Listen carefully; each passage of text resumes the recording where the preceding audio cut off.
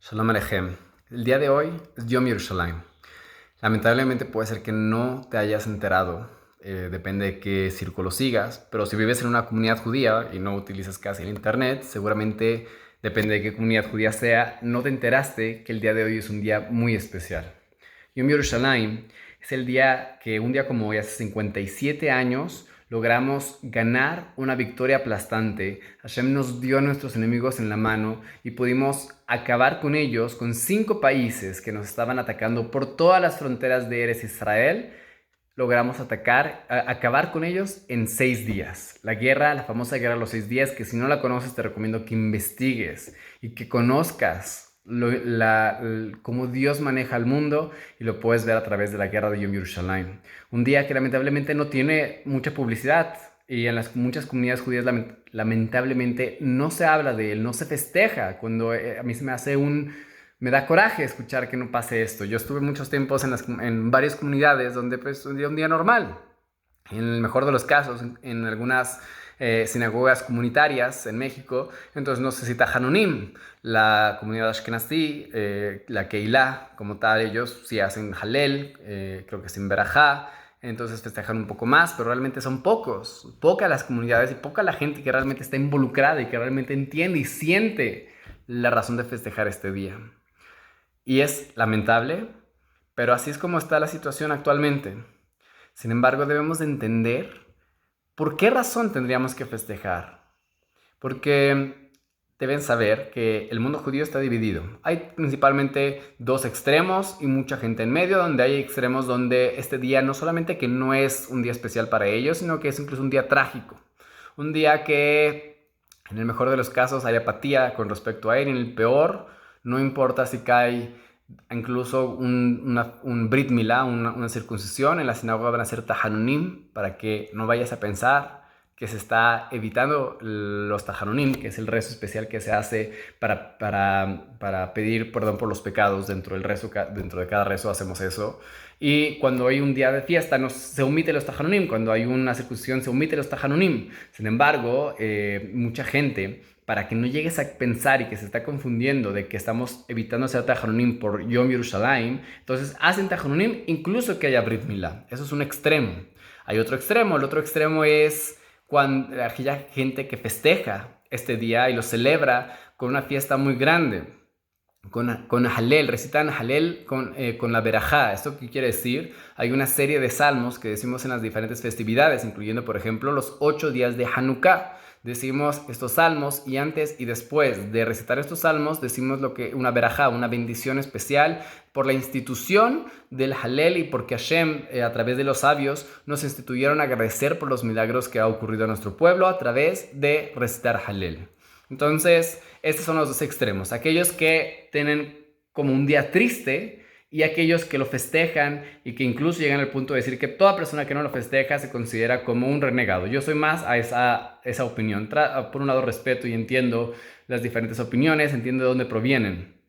La opinión extremista que te dice que no hay que hacer nada, o que es un día triste incluso, viene desde la perspectiva que hay que esperar, ¿no? La perspectiva haredí, la perspectiva ultraortodoxa, en su mayoría, porque realmente el mundo ultraortodoxo, el mundo haredí, es muy variado, es muy diferente. Sin embargo, la mayoría del mundo haredí tiene una perspectiva anti el mundo sionista, anti el Estado de Israel. Ellos opinan que para llegar a la redención una persona tiene que simplemente cumplir mitzvot, estar en el galut, ser buen yehudí, ser un buen judío que cumple las mitzvot, cumple los preceptos de Hashem, que cumple Shabbat y que es muy estricto en las cosas, y eso va a llevar de alguna manera u otra a que venga Mashiach, trona los dedos y todos aparecemos en Israel, tronan los dedos otra vez y cae el Bet HaMikdash del cielo, el Sanedrín se restituye, etcétera, etcétera. Esa es la perspectiva de la mayoría del mundo haredí, ultraortodoxo, como se suele traducir, que no es una traducción muy exacta ni muy bonita.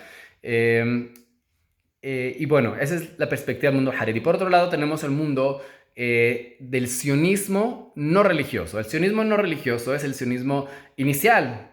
los fundadores del sionismo, como Theodor Herzl y todos los que vinieron después de él y todos los iniciales fundadores del Estado de Israel, eran personas que no solamente no eran religiosas, sino que se oponían a la religión con bases socialistas, comunistas, donde obviamente la religión es el opio de las masas. Entonces estas personas, ¿qué es lo que decían? Decían, la religión no favorece al mundo, entonces nosotros queremos un Estado judío, pero libre de judaísmo, libre de cualquier cosa que tenga que ver con la religión. Ahora, esta actitud de los pioneros sionistas llevó al mundo Haredi a oponerse a todas las acciones, todas las actividades del mundo sionista, lo cual tienen una base en parte fuerte por hacerlo. Por otro lado, está un mundo religioso que se unió al mundo sionista, donde dijo, ok, no compartimos obviamente la parte antirreligiosa, pero queremos la restitución del pueblo de Israel, como muchas mitzvot de la Torah hablan de restituir, de la mitzvah de Yishuv Eretz Israel, de habitar la tierra de Israel. Tenemos la mitzvah de asentar la tierra de Israel, de vivir en ella, de conquistarla, etc. Esa es la mitzvah de la Torah. Entonces, vamos a apoyar a estas personas que, a pesar de no tener el camino correcto, porque quieren ellos extirpar la religión del pueblo, pero por otro lado están moviéndose y están logrando cosas, han logrado hasta ahorita bastantes cosas positivas, entonces vamos a unirnos a ellos porque vemos que que Hashem también nos está ayudando. Y hubo otros, como por ejemplo Rav Kook, que fue mucha gente piensa que él era uno de los integrantes, él era integrante de este movimiento Mizrahi, movimiento religioso sionista. Muchos piensan que Rav Kook es como que la bandera de este movimiento, sin embargo Rav Kook era de un campo intermedio, porque Rav Kook, él fue uno de los primeros rabinos del Estado de Israel, más bien antes de que hubiera Estado de Israel, porque todavía él falleció antes de ver en 1948 la resolución de la independencia de Israel. Rav Kook tenía una perspectiva intermedia. Él, por un lado, él trataba de unificar a toda Israel. Él decía, los pioneros seculares y obviamente los religiosos, todos son nuestros hermanos, todos somos Yehudim, tenemos que estar unidos, tenemos que juntos buscar elevar la tierra de Israel a un lugar donde sea un Estado, por un lado también secular, y por otro lado, no solamente secular, sino que esté involucrado en todos los aspectos políticos y religiosos conforme a lo que la Torah manda.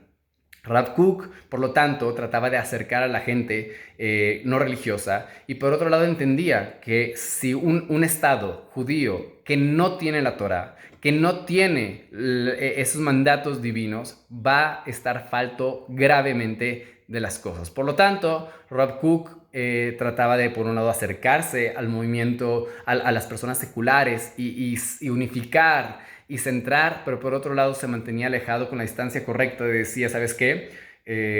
Hay que seguir en la Torah, hay que ser fieles a la Torah y no podemos quitar nuestros valores, no podemos comprometer nuestros valores para ser parte de ellos. Y eso es lo que el movimiento Mizrahi, el movimiento religioso sionista, no entendió muy bien.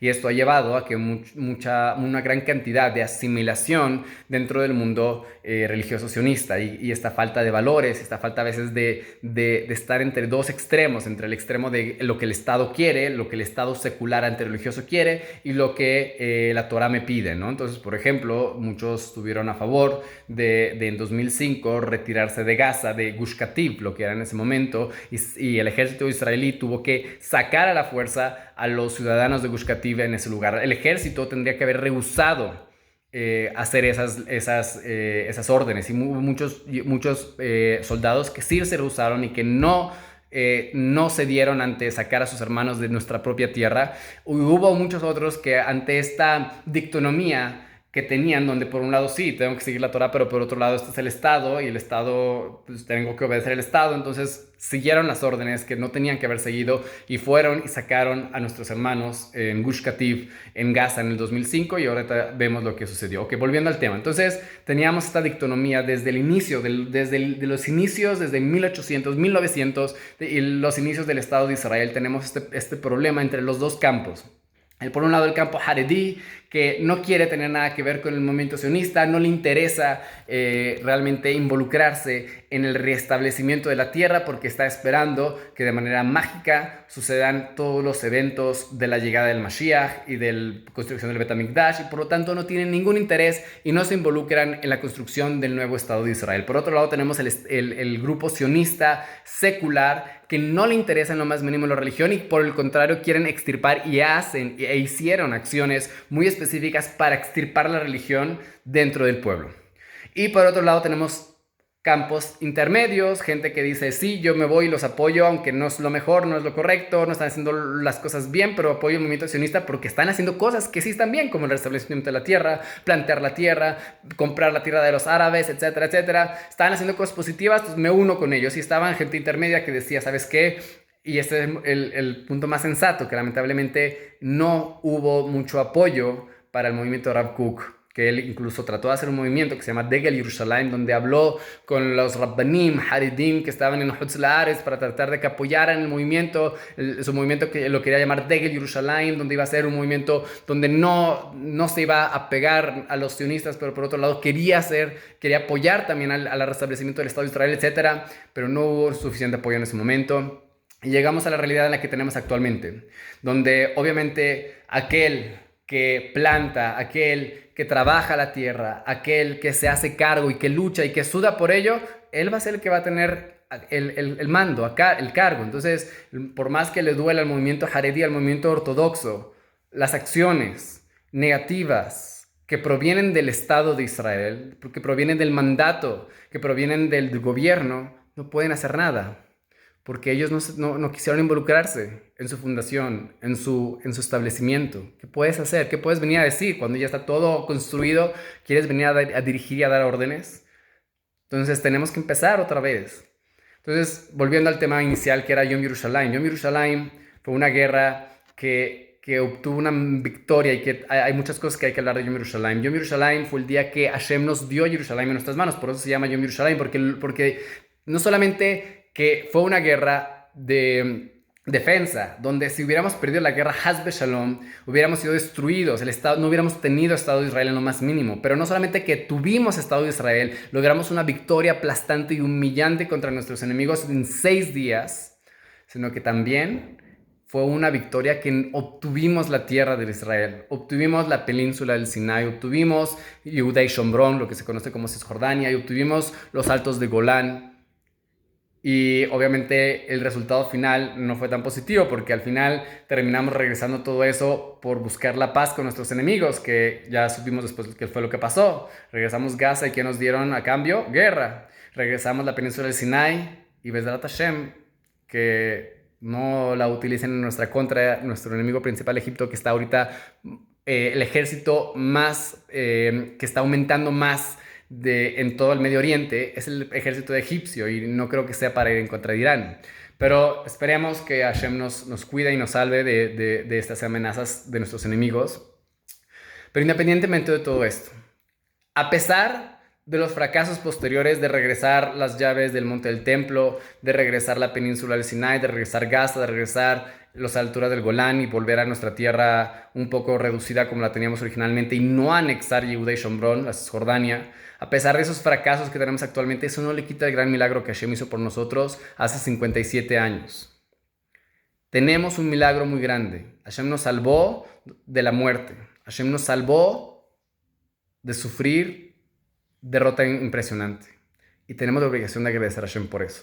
A pesar de que el Estado no es lo que queremos, a pesar de que no tenemos el Estado de Israel con el territorio que deberíamos de tener, basado en la promesa que Hashem nos dio y que nos cumplió y que nos entregó en nuestras manos y que después regresamos. A pesar de todos esos fracasos políticos, y si Haz Shalom, o si hubiera acabado el Estado de Israel años después, tenemos la obligación de seguir festejando esta victoria militar de la guerra de los 6 días. Al igual que hoy en día festejamos Hanukkah, a pesar de que todos los efectos que ocurrieron en Hanukkah ya no existen hoy en día, donde la victoria militar que tuvimos contra los griegos, que nos permitió tener la soberanía en nuestro estado después de muchos años que no lo habíamos tenido en Hanukkah en ese momento, Eso pasó y después se destruyó todo y hubo un problema también con la política de los macabeos en aquel momento, etcétera, etcétera. No importa, igual tenemos la obligación de festejar el gran milagro que Hashem hizo por nosotros. Y lo mismo pasa el día de hoy, en Yom Yerushalayim. Tenemos la obligación de festejar y de agradecer y de alabar a Hashem Yitbaraj por el milagro tan grande que hizo por nosotros, de darnos una victoria aplastante, de regalarnos la tierra, de regalarnos tantas maravillas y tantas cosas que Hashem nos hace. Y por lo tanto tenemos la obligación de agradecer a Hashem. Ahora, sobre si decir o no Halel, esta es una discusión alágica muy interesante. Seguro que deberíamos decir Halel, por lo menos sin Berajá. Aunque la persona que dice con Berajá tiene mucho en quien apoyarse, pero entiendo también la posición de los que dicen que no se debería decir con Berajá. Es otro video que podemos hacer en otro momento, pero mientras tanto, por lo menos hay que decir Halel sin Berajá. Y si tienes tu rab que te dice con Berajá, hazlo con Berajá, pero agradece, haz una fiesta, haz una comida. Ahorita a lo mejor ya es un poco tarde, esto se va a publicar seguramente incluso cuando ya es la Shkia, cuando ya pasó Yom Yerushalayim, pero por lo menos para que lo tengas pendiente para el siguiente año. Que sepas que cuando estamos después de Pesach, empieza a estar pendiente, porque en el mes de Iyar, que es el mes en el que estamos ahorita, que justo viene Rosh Chodesh el viernes, en este mes tenemos Yom Ha'atzmaut y tenemos Yom Yerushalayim.